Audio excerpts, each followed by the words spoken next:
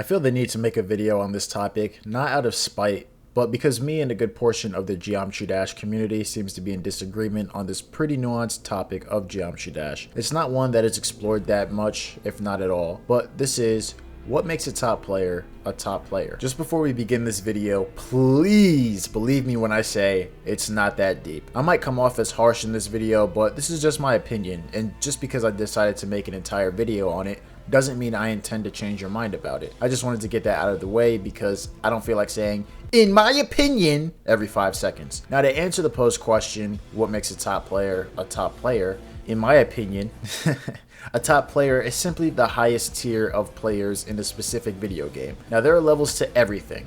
For example, a top basketball player would be someone in the NBA.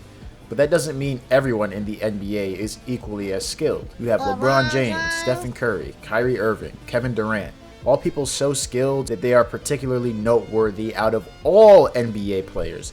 But just because someone like LeBron is miles ahead of someone like Brian Scalabrine is still in the NBA, or a top basketball player with his famous "I am closer to LeBron than you are to me" quote. Now, going back to Geometry Dash, there are levels to players too. People like W. Popoff, arguably the best top player, makes Ravis look horrible.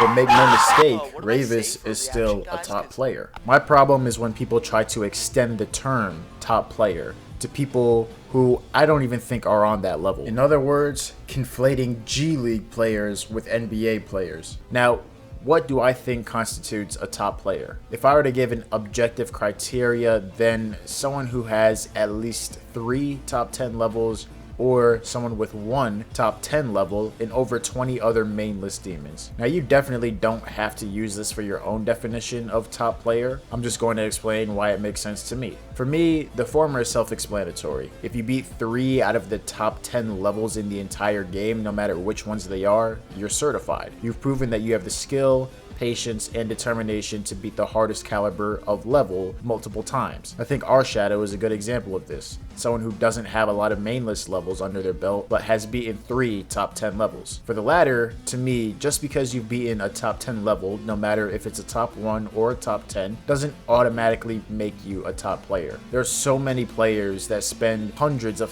thousands of attempts, years on a top 10 level for it to be their end-all be-all, the final conclusion of their Geometry Dash career. Take Vision, for example, someone who spent 3 years and over 800,000 attempts beating Silent Clubstep, the 3rd hardest level in the entire game. Then take someone like Zoink or W. Popoff, who beat Silent Clubstep in a couple of weeks. Vision is a super skilled and determined Geometry Dash player, but I don't consider him a top player. I'm sorry. His hardest before Silent Clubstep was Black Blizzard, and to my knowledge is still his 2nd hardest. Black Blizzard is currently the 322nd hardest level in the game according to both demon lists. If, for instance, Vision had numerous other main lists or top 75 levels under his belt, then yes, I would consider him to be a top player. It would mean that he has built his skill up to beat extremely difficult levels and has transitioned into playing and beating levels within the top 10, making him a low-level top player. But instead, he had to spend multiple years to do something that a top player could do in a couple of weeks or months. Finally, adding to my criteria, I think that if you beat 2 levels in the top 5, I would also consider you a top player.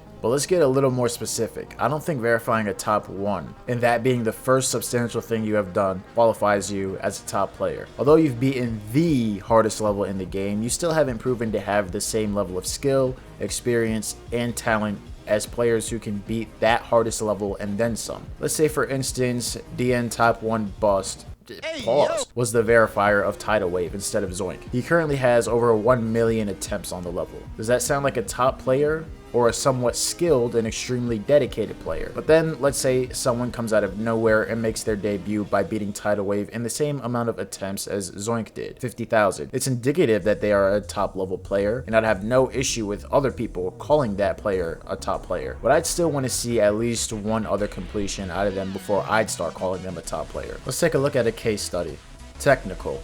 Now, Technical used to be a top player, the #1 player in fact, but that is obviously no longer the case anymore. He's recently completed Slaughterhouse, a top 10 level. Now I love Tech. He's more skilled than most of us ever will be. But a top player, not in my eyes, no. Let's take his Slaughterhouse completion for instance. It took him 95,000 attempts to beat Slaughterhouse. Now for those who think he is a top player, just know that Slaughterhouse was verified 2.5 years ago by Doggy, who beat it in 79,000 attempts, which includes over 10,000 old attempts, according to him. Zoink, the first victor of the level, beat it in 76,000 attempts. Trick beat it in 50,000. Now you do have some players like W Popoff and Diamond who took over 100,000 attempts to beat it around that same time, but they were not the caliber of players they are today. And based on this criteria, I would hardly even call them top players back then either. So the point that I'm getting at is that it's safe to say that top players like Doggy and Zoink and Trick 2.5 years ago were better than Technical is today. Meaning top players today have 2.5 more years of top level experience than Technical has right now. Another example is Nethermind, a top 10 player in my opinion and a top 10 player in general on Pointer Crate, beat Kinos the same day Technical beat Limbo. Technical's next level after Limbo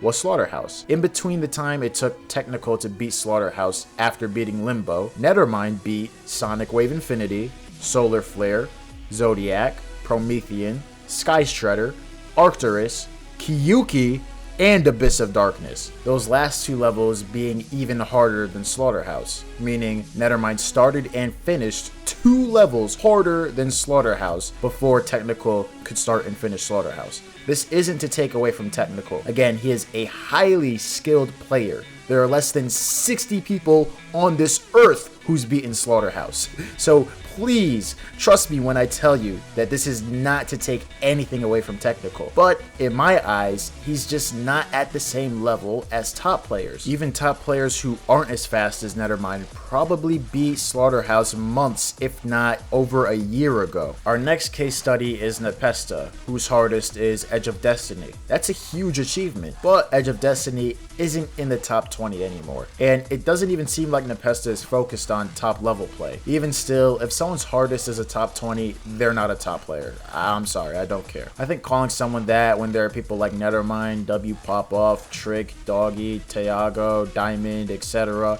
is insulting. And then there's AREN, an amazing content creator and a decent player. But if anyone calls him a top player, I think I would laugh in their face. You heard what I said about Nepesta, and I think Nepesta is better than AREN. So yeah, just because GMD Serpent has gotten progress on Cosmos doesn't mean he's a top player. When he beats Cosmos without click between frames, it still won't make him a top player. A super skilled player, yes, who should be celebrated for his achievement, but a top player is a huge stretch. Jabron just recently beat Kyuki. That makes him really good, but not a top player. No Name just beat Silent Clubstep, currently one of the hardest levels ever beaten. There are literally only 2 levels harder than Silent Clubstep that have been beaten legitimately. No Name is not a top player. The best players in my opinion who I wouldn't consider top players are people like WizKid and Big Thunder. And just because you place on Pointer Crate doesn't make you a top player.